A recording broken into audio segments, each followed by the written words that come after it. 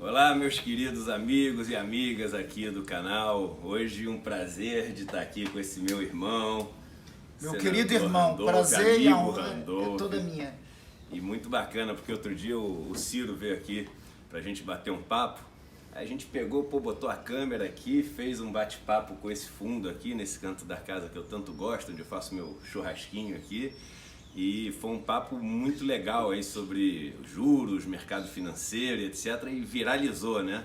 Eu falei, já que o Cantinho deu sorte, vamos gravar um papo É um aqui lugar hoje todo também. especial aqui da casa de Eduardo, que ele faz uma coletânea aqui nos jardins da casa dele, das plantas, das árvores, dos lugares por onde ele passou. É verdade. E esse cara tem andado muito, viu? Tem andado muito colocando os pés no barro, que eu acho que é o que nós precisamos fazer. Não basta falar da pobreza. Nós temos que sentir a pobreza. Para falar em nome dos pobres, tem que sentir a pobreza. E Eduardo tem prestado um serviço formidável para o Brasil. Valeu, meu irmão. Isso é uma coisa legal de vocês saberem. Quando eu faço essas viagens, que são viagens assim muito fortes, muito duras, sofridas, onde eu convivo com essas populações que estão no lado que sofre essa desigualdade, eu sempre tento voltar e trazer sementes de plantas, de árvores que eu vi nesses lugares e planto aqui em casa, que é uma maneira assim simbólica, mas muito real, de trazer um pedaço daquilo que eu vivi para junto de mim, para ter um pedaço daquela comunidade aqui na minha casa. Você sabe que você falou uma das frases, que é uma das frases que eu assim mais uso hoje em dia, que eu até ouvi de um índio lá, que falou que estava lendo muito livro e estava virando homem branco, que a gente tem que saber das coisas. E você falou o seguinte, o Eduardo tem gente que fala que ele não tem referência bibliográfica nos livros dele, mas está faltando para as pessoas referência biográfica e não bibliográfica. E eu adorei essa frase. Referência na vida das pessoas, né? Que assim, é muito fácil falarmos os números que você domina muito bem, melhor que eu, inclusive, e transmite muito bem. É muito fácil falar que temos 12,5 milhões de desempregados. Outra coisa é ir lá sentir o que o desempregado está sentindo. Qual o rosto, né? Qual o nome dessa pessoa? O que ela qual sofre o nome da durante estatística? o dia? É isso aí. Qual o nome da estatística que está sendo exposta? Porque tem a turma que está, em especial no governo, no Ministério da Economia, só sabe falar de números, de estatísticas. Vamos fazer a reforma da Previdência para economizar 1 trilhão. E o que vai custar isso para aprofundar a desigualdade no país? Né? Quando eu era pequeno, lá no sítio que meu avô tinha, o moço que tratava do gado lá falava o seguinte, olha só, você nunca pode dar nome para o gado, porque senão você não consegue matar ele. E no Brasil é isso, as pessoas perderam o nome, viraram um número numa planilha de Excel, e aí para matar essas pessoas... Para serem facilmente abatidas. Então, chegou a hora de dar nome aos bois. As pessoas têm nome. É Dona Isabel, é Tiago, é Gleidson, é Carlos, é Sérgio, João, José, Maria. E essas pessoas que sofrem, elas não podem ser um cortezinho na célula A3 da sua planilha de Excel. Não podem, porque um corte na célula A3 mata a gente. Então quem faz isso está com a mão suja de sangue. Mas eu queria falar já sobre economia, tem um artigo muito bom seu falando, que acho que saiu hoje ou ontem, né? Olha a honra, Eduardo Moreira, o melhor economista mais comprometido com os pobres desse país, dizendo que um artigo meu foi bom. É verdade, mas tá incrível. E ele fala sobre essa questão do que esse governo entregou até agora, né? Porque existia uma expectativa por uma parte da sociedade muito grande em cima desse governo, até por causa de toda a autoridade que foi vendida sobre o atual ministro da Economia, formado aqui, formado ali, experiência aqui e ali, o cara é milionário, então teve muito sucesso para ele, vai ter sucesso para o país. Muito peso jogado em cima dessa área, tanto que uniu vários ministérios em cima do ministério que ele cuida. E aí, vamos completar um ano, e o que a gente tem de resultado? Fala um pouquinho desse artigo que você escreveu. É exatamente o que você aqui aponta, Eduardo. Nós temos um ano, e veja, foi prometida a recuperação econômica em um ano. Nós temos que fazer um paralelo, uma comparação. Se um ano após, o Brasil está melhor. Eu acho que essa é a reflexão que todos vocês que estão nos assistindo têm que fazer em relação à vida de vocês, porque economia e política econômica tem a ver diretamente com a vida das pessoas, e segundo, concretamente em relação aos números. Nós continuamos a ter 12,5 milhões de desempregados. Pior e mais grave, desde a reforma trabalhista para agora, óbvio, não é só obra e graça desse governo, mas é obra e graça das transformações dos últimos 2 anos. Da reforma trabalhista para agora, nós temos quase 40 milhões de brasileiros na condição de subemprego. O que tem de emprego sendo gerado é na condição de trabalho precarizado. O que é o trabalho precarizado? É aquele cidadão que, como você muito bem descreve, não tem direito nenhum. O que vai ocorrer é que há 2 semanas, o governo e Paulo Guedes editaram uma medida provisória dita MP Verde e Amarela. Até para o trabalho formal, eles instituíram a precarização, eles instituíram a taxação de seguro-desemprego. Me corrija, Eduardo, não tem similar no mundo. Uma verba indenizatória, uma verba de assistência social, de amparo social aos trabalhadores quando ele está sendo demitido, desempregado, ser taxada. É o que o governo está fazendo. Os demais, assim, nós temos o aumento precário, os demais números, nós temos o aumento do trabalho precarizado, nós temos 2,5 milhões de desempregados, a expectativa de crescimento da economia não chegará a 1%. Então, concretamente, é para você refletir na sua vida e para refletir nos números. A economia não só está se recuperando, como nós estamos nos tornando uma economia cada vez mais dependente do mercado externo. Cada vez mais dependente e levando estocada, né? Essa semana começa com o Trump dando... Hoje, né? O dia de hoje começa com o Trump dando na cara do governo. Trump rebatendo essa desvalorização do real, que tem ainda tem um grupo de pessoas animadas falando, não, o real está sendo desvalorizado, minha vida está piorando, a carne está mais cara, não vou poder mais viajar, não consigo importar aquela máquina que eu ia poder fazer para produzir, mas ele é tão desesperado para defender o governo que ele fala assim, mas pelo menos agora a economia vai crescer porque a gente vai exportar mais. Aí vem o Trump, que é o super amigo, né? É o I love you. E fala assim, você que tá deixando aí desvalorizar o dólar para vender aquele produtinho primário, nem isso eu vou deixar você fazer. Nem isso porque eu vou impor barreira para você fazer, né? Essa declaração hoje do Trump mostra a subalternidade com que o presidente da República colocou a política internacional e o senhor Paulo Guedes está colocando a política econômica do país. E o que você disse? Semana passada, o senhor Paulo Guedes, primeiro, fez uma declaração estapafúrdia, característica, inclusive, da origem dele. Não vamos nunca esquecer, o senhor Paulo Guedes, jovem economista, serviu ao governo de Augusto Pinochet, no Chile, o mais sanguinário de todos os governos da América Latina. Um carniceiro, inclusive investigado internacionalmente por tráfico de drogas. Foi esse governo que o senhor Paulo Guedes serviu. Eu acho que dando vazão e dando coerência a esta origem dele, o senhor Paulo Guedes faz uma declaração dizendo, em alto e bom som, que não se assuste se tiver um AI-5. O câmbio, que já estava desvalorizado, e o dólar, que já estava nas alturas, dispara. Ele, na sequência, junto com essa declaração, ele diz, não tem problema o câmbio está desvalorizado, o dólar ir para as alturas. É importante, você já esclareceu isso em um vídeo desse assim fantástico, é importante que nós todos saibamos o que representa isso para a vida da gente, né? Representa o preço da carne mais caro, representa o preço do trigo. O presidente Jair Bolsonaro aumentou a cota de exportação do trigo. Então o pãozinho que vai para a sua mesa vai estar mais caro. Mas aí, você fala aí somente disso, é só para os mais pobres? Não. Você da classe média, significa sua passagem aérea, do seu pacote de viagens agora dessas férias, muito mais caro.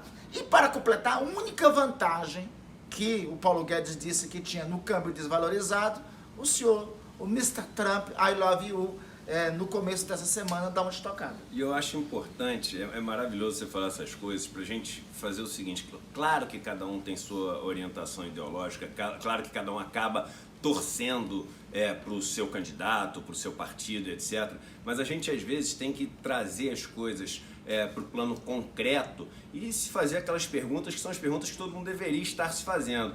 E uma pergunta que as pessoas deveriam estar se fazendo, principalmente as pessoas de classe média e as pessoas mais pobres, que são as que sofrem com esse modelo econômico no Brasil, é a seguinte: e aí, um ano se passou, e o que melhorou na prática na minha vida. E o que a gente vê é o seguinte, a comida que vem para a mesa dele é uma comida que vai ficando cada vez mais cara. Então a gente falou da carne aqui ficando cada vez mais cara, outros produtos vão ficar cada vez mais caros, porque a gente está falando de um negócio chamado commodities. Para você que não sabe e ouve o tempo inteiro, commodities é o seguinte, simplificando, é uma coisa que no mundo inteiro é igual. Então arroz é arroz no mundo inteiro, então ferro é ferro no mundo inteiro. Então ele tem um preço nessa economia globalizada que é igual no mundo inteiro. Então quando você faz com que o dólar desvalorize, e essas coisas são negociadas em dólar, que é a moeda padrão no mundo inteiro, automaticamente ela sobe de preço. E aí o produtor desse negócio fala assim, poxa, se é muito melhor vender lá para fora com esse dólar muito alto do que vender aqui dentro, eu não vou vender nada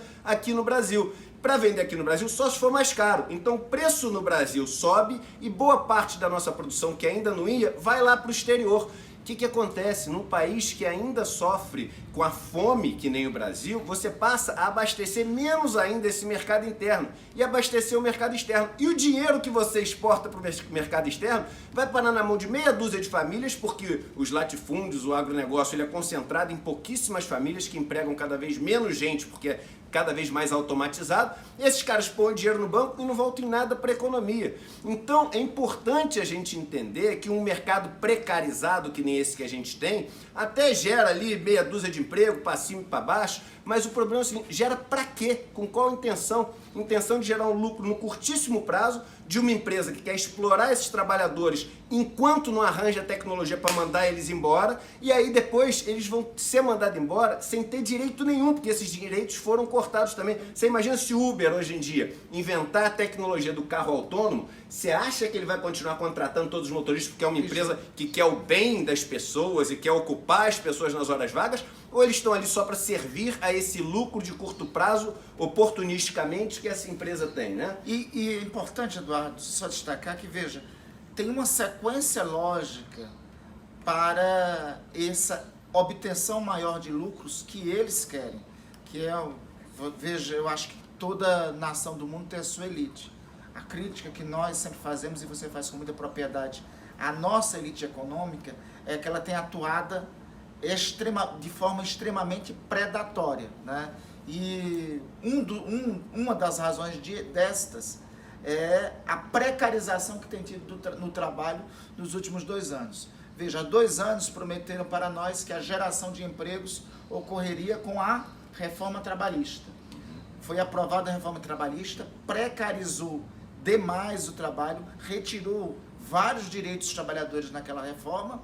Agora o governo de Bolsonaro quer fazer com a dita, que não pode nem ser chamada assim, eles batizaram de MP verde e amarela. Não pode ser verde e amarela, um MP tão cruel que tira tantos direitos dos trabalhadores. Essa tal MP verde e amarela, como nós já comentamos aqui, você já comentou certa vez também, ela, e inclusive teve um vídeo muito interessante entre mim e você, que foi gravado a partir de um vídeo seu, mas essa MP, ela, primeiro, ela faz a taxação do seguro-desemprego. Não tem experiência igual em nenhum outro lugar. Depois, ela estabelece a institucionalização do trabalho aos domingos. Veja, você, principalmente os bancários, que tem a proteção de não trabalhar nos domingos, pode ser convocado, não é convidado, convocado pelo seu patrão para trabalhar aos domingos. Depois, essa medida provisória é uma coisa absurda. Ela estabelece que os fiscais do trabalho, ao encontrarem situações até análogas à escravidão em algum ambiente de trabalho, não pode fechar um estabelecimento dessa natureza. Tem que tomar medidas, abre aspas, pedagógicas, fecha aspas. Então imagine, na atual situação, você encontra um ambiente com situação análoga à escravidão, esta medida provisória impede que medidas drásticas por parte dos fiscais do trabalho sejam tomadas. E o governo do senhor Jair Bolsonaro / Paulo Guedes chama essa MP de verde e amarela. Não tem nada de verde e amarela. É uma MP que aprofunda a reforma trabalhista e terá uma consequência concreta. Precariza ainda mais a condição dos trabalhadores. Mesmo precarizando, eles não estão conseguindo gerar empregos. E o emprego que está sendo gerado, ou que vai ser gerado, vai ser um emprego de um trabalhador que não terá, é o emprego do trabalhador contratado pós a reforma trabalhista, que não tem boa parte dos seus direitos, e ainda com isso que está nessa medida provisória, que, entre outras coisas, reduz a indenização do FGTS no momento da demissão dos trabalhadores. Então, é esse tipo de emprego, é esse tipo de geração de emprego que eles querem gerar. E é importante você entender uma coisa que eu sempre falo, que é o seguinte: dinheiro, ele não aparece em árvore, não surge do céu, ele para estar num lugar tem que sair de outro, né? E aí quando você começa a ter investimento no país, tudo, você gera riqueza, essa riqueza é representada pelo dinheiro que vai trocando de mão, mas no fundo sempre essa riqueza que pode ser gerada e trocar de mão. Quando você vem num país na situação que a gente tem no Brasil, alguém tem que dar esse passo inicial, ou seja, eu começo a gerar essa riqueza. E aí qual é a teoria, que é a teoria que embasa isso que o governo está fazendo? É o que as pessoas chamam de trickle-down economics. O que é trickle-down economics? Quer dizer o seguinte: olha só, vamos fazer os ricos, a gente sabe que os ricos desse país são muito mais ricos que os mais pobres, mas vamos fazer os ricos mais ricos ainda, muito ricos, porque eles vão ficar com tanto dinheiro que eles vão ficar tão gananciosos mais ainda, que vão querer ganhar mais dinheiro, aí eles vão começar a investir. Aí eles vão contratar mais 2 cozinheiros, mais 4 faxineiros, mas porque os empregos são assim que os ricos acabam contratando, mais 10 caras ali no chão de fábrica para poder enxugar o negócio da fábrica e montar o negócio ganhando um pouquinho, mas isso vai estimular a economia. E o problema do trickle-down economics são alguns. O primeiro deles é o seguinte: você imagina quem surgiu com essa ideia de trickle-down economics. Não foi a pessoa pobre, foi a pessoa rica, né? Então os economistas que representavam as elites tiveram essa ideia brilhante, que é o seguinte: olha, vamos estimular a economia fazendo o seguinte, o cara que é mais rico, a gente vai ficar mais rico ainda. Só poderia vir de um rico essa ideia. Segundo, é imoral você num país que é extremamente desigual começar a melhorar o país pelas pessoas mais ricas. E aí eu vou, independente de em quem você votou, eu não quero saber, vamos só aos dados aqui, de quem se tirou o dinheiro até agora para poder realocar. Se tirou do aposentado, então se tirou dinheiro do aposentado, e mais de 80% do aposentado que está ali no regime geral, que é aquele aposentado que tem uma aposentadoria muito pequena, a média dessas aposentadorias de onde se tirou o dinheiro é de menos de R$ 1.500. Se tirou dinheiro do desempregado, porque agora é isso mesmo, desempregado vai ter que contribuir, ou seja, o cara está desempregado, está recebendo um pequeno valor ali e está com seguro-desemprego. Se tirou do acidentado, então o cara que sofre um acidente na rua, a maior parte dos acidentes que as pessoas sofrem são de motoboys, são de pessoas que são muito pobres. Esse cara não mais vai ter o mínimo seguro para poder, ali no curto prazo, na emergência, poder se cuidar. Se tirou desses direitos com a carteira verde e amarela que as pessoas vão ter, se tirou, é pobre, classe média, pobre, pequeno empresário, médio empresário, pobre. Aí eu vou te fazer uma outra pergunta: o que tirou dos banqueiros? Nada, zero. O lucro dos bancos acabou de ser reportado aqui, novamente, recorde da história dos 5 maiores bancos. Então quem diz que o governo não teve tempo de mostrar resultado, teve tempo de mostrar resultado, teve tempo de crescer 1/3 do que o FMI previa que ia ser o crescimento desse ano, fazer com que o lucro dos bancos fosse o maior da história, e todo o dinheiro que ele diz ter economizado, na verdade só tirou de um lugar para transferir para o outro, todo veio dos pobres e da classe média. Então isso, independente de quem você torce aí como time de futebol, é um fato, e a gente tem que estar atento para esse fato, porque eu vou te ser super sincero, a minha vida muda pouco com essa história toda. Eu tô lutando por você que muitas vezes tem raiva de mim, entendeu? Porque eu vejo de fora dessa Matrix, que é quase uma Matrix, a gente, pela televisão, pela propaganda, pela autoridade do cara, a gente acaba querendo acreditar numa coisa que não existe e acaba criando nossos carrascos de estimação. Então, se faz o seguinte, se desvencilha um pouco, nem que seja por um dia, só para tentar durante um dia ver o que está acontecendo dos seus carrascos de estimação, e olha o seguinte: caramba, e a minha vida? O que está acontecendo com ela todos os dias? Porque o que está acontecendo é essa transferência a olhos vistos na cara de todo mundo, mas talvez com um véu de invisibilidade, que é esse véu da suposta autoridade do nosso ministro da Economia e da mídia, que tem ajudado muito isso também, tirando dinheiro dos mais pobres de uma forma assim brutal e grotesca e transferindo dinheiro para os bancos, para o setor financeiro, para as pessoas mais ricas, que estão cada vez ainda mais ricas com esse governo. Veja, Eduardo, de 2005 até aqui, o lucro dos bancos triplicou, quadruplicou. Nos últimos 3 anos, a economia brasileira decresceu. A economia decresceu, o número de desempregados que nós tínhamos em 2014, 4 alguma coisa, 5 alguma coisa por cento, nós praticamente dobramos, e os bancos continuaram crescendo. Nesse ano aconteceu mais um fenômeno. o sistema financeiro, os bancos, aumentaram os lucros e demitiram. E demitiram seus servidores. Então, e aí a bolsa sobe, porque o banco, como demitiu e lucrou mais em cima desses juros escorchantes que eles cobram, o lucro do banco é maior. Aí o lucro do banco é maior, a ação dele vale mais. Aí a bolsa sobe, aí você ainda chega e fala o seguinte: olha como a economia está bem porque a bolsa subiu. Eu falo, meu amigo, você não está entendendo, ela subiu em cima de um lucro maior que empobrece você e nem ação você tem para estar comemorando isso. Então vamos racionalizar um pouco o negócio, tirar um pouco da emoção, porque senão você vai estar jogando fogo na fogueira que te queima. Eduardo, só assim, vejam só vocês, só um dado. Nós temos no Brasil 5 bancos, 2 estatais, 3 privados. Né? Nos Estados Unidos, que você tem lá... É da ordem de milhares isso. Pois é. Então, alguma coisa está errada em um país que é uma das 8 economias do mundo, a 4ª geografia do planeta, e somente tem 5 bancos, 3 bancos privados e os 2 estatais. Os caras que saem dos estatais vão prestar serviços nos bancos privados. E tem muita coisa. Nós queremos aqui conversar com você para que você entenda. Tem alguma coisa muito errada quando nós temos 3, 4 anos seguidos de recessão. Nós temos 3, 4 anos seguidos que gera um batalhão, ou melhor, gera um exército de 12,5 milhões de desempregados, de mais de 40 milhões de trabalhadores em condições precárias, e enquanto um setor da economia, diante de toda essa miséria, diante de toda a degradação da economia brasileira, um setor da economia, que é o sistema financeiro, continua o tempo todo crescendo, o tempo todo ampliando seus lucros. Aí nós olhamos para o Estado, porque veja, qual é o papel do Estado em qualquer economia? O papel do Estado deve ser garantir o equilíbrio, garantir a proteção, em especial, dos mais fracos. É esse o papel do Estado. Garantir que o mais forte não abuse o mais fraco. Agora, a gente olha para o ministro da Economia, de onde ele veio? A quem ele serviu? E essa política dele, a quem está atendendo? Para quem está se direcionando? É o que eu costumo dizer o seguinte: o Estado é a parte que pode estar em paz. A parte de fora do Estado é a parte que sempre está em guerra.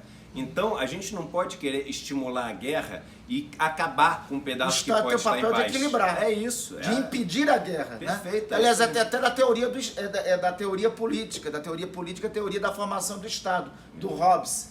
Eu ainda tenho uma crítica ao Hobbes, porque o Hobbes falava o seguinte, que o contrato social, que são essas leis todas que a gente coloca para uma nação funcionar, ele falava que as leis, elas garantiam a paz. Eu falo que é o seguinte: ô Hobbes, você não está me ouvindo aí porque você já foi há algum tempo, e Deus o tenha, porque foi um grande filósofo, teve grandes ideias, mas as leis, o contrato social, ele regula a guerra.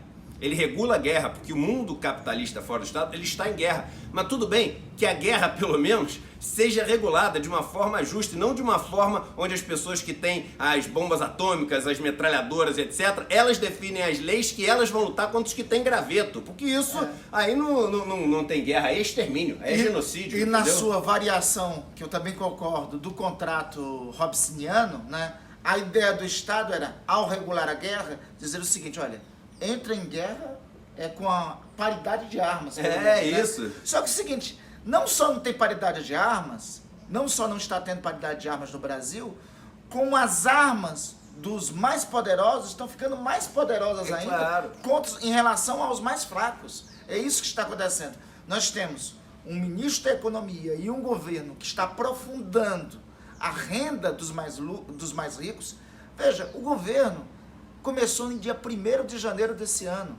Eu pergunto para você que está nos assistindo, eu lá no Congresso ainda não vi uma medida proposta em favor da tributação dos mais ricos. Mas já debatemos um conjunto de medidas para penalizar cada vez mais os mais pobres. É o trickle-down economics. E aí, gente, eu acho que as coisas têm que ter limite. Tem muita gente que pergunta: onde é que você estava nos governos anteriores de esquerda que você não criticava nada? Você quer saber onde eu estava? Eu estava no mercado financeiro. Eu estava ficando rico, porque eu vivia nesse mercado de bancos, etc, não sei o que, não conseguia ver esse sistema, estava com aquela lavagem cerebral, querendo cada vez ganhar mais, até que a vida me deu alguns choques de realidade e eu consegui ver esse sistema todo e sair, e ainda sair na época dos governos de esquerda, e comecei a bater de frente, porque essa minha luta contra o sistema financeiro já é uma luta hoje em dia de pelo menos uns 5 anos assim. Então a crítica que eu tenho é o sistema antes de ser as pessoas. E sabe por que é antes de ser as pessoas? Porque se você tira as pessoas da posição delas, vem outras que vão substituir, porque o sistema faz com que esses postos existam para que essas pessoas comandem essa máquina de desigualdade. E é contra essa máquina que é minha luta, porque se a gente não desarmar essa máquina, isso vai continuar acontecendo. E aí, a gente não pode aceitar não só a manutenção dessa máquina, como um governo que acha que essa boa vontade, essa torcida de time não tem limite e coloca um ministro de educação que nunca mexeu com nada disso na vida e quer destruir a educação. Um ministro da cultura que não entende nada do que é cultura popular, que tem uma raiva dentro dele, que xinga a maior dama do teatro brasileiro, que ofende grandes nomes que a gente tem na nossa cultura e que quer destruir o pouco que sobrou daquilo que forma uma nação, que a cultura, os Estados Unidos sabem muito bem disso, a cultura tem um poder enorme, chamado de o poder suave, né, que é o poder da cultura. Você tem um ministro do meio ambiente que odeia o meio ambiente, odeia, um cara que vive para destruir o meio ambiente, comandando o meio ambiente. Você tem um ministro da pesca que não entende nada de, não é ministro, é secretário da pesca hoje em dia, que não entende nada de pesca. Você tem o presidente da Fundação Palmares que é racista. E é importante se destacar, porque é recente a declaração do presidente da Fundação Palmares. Eu nunca imaginei que fosse ouvir alguém no Brasil dizer que a escravidão foi benéfica aos negros. Senhores, senhoras, a escravidão foi o crime mais abominável da história humana. A história da existência da nossa espécie, Homo sapiens, a escravidão negra não é a primeira experiência de escravidão que se tem no mundo. Aliás, o termo, inclusive, escravo vem de eslavo, né? Então as primeiras experiências de escravos foi na Europa, foram com os povos balcãs, enfim, não é a primeira experiência de escravidão, mas sem dúvida a mais cruel de todas as escravidões que ocorreu foi a escravidão negra, porque veja, o cidadão, a pessoa era retirada da sua casa natal, era retirada em navios, esses navios atravessavam o Atlântico, segundo uma obra que eu recomendo a leitura de todos, do Laurentino Gomes, Escravidão, uma obra que eu acho indispensável a leitura. Diz que o tráfico de navios negreiros que durou durante 4 séculos e meio da África para a América e trouxeram para a América 12 milhões, melhor dizendo, de negros africanos. Desses 12 milhões, 5 milhões, quase 40% desses, vieram para o Brasil, o que tornou o Brasil a maior nação negra do mundo, só depois da Nigéria, que está no próprio continente africano. Esse tráfico que durou 4 séculos e meio alterou, inclusive, o hábito alimentar dos tubarões no Atlântico, que acompanhavam os navios negreiros e se deliciavam dos negros que eram jogados ao mar na travessia por conta das diferentes circunstâncias que lá tinham. Dizer que isto, que a escravidão marca, fez bem, veja, é um pensamento do século XV, era o pensamento dito que o negro era coisa, era que o negro não tinha alma e por conta disso ele devia ser tratado como objeto. Nós temos um governo que deveria ter políticas públicas para minimizar os danos que a escravidão deixou no país 2 marcas indeléveis, a marca da segregação e a marca do racismo.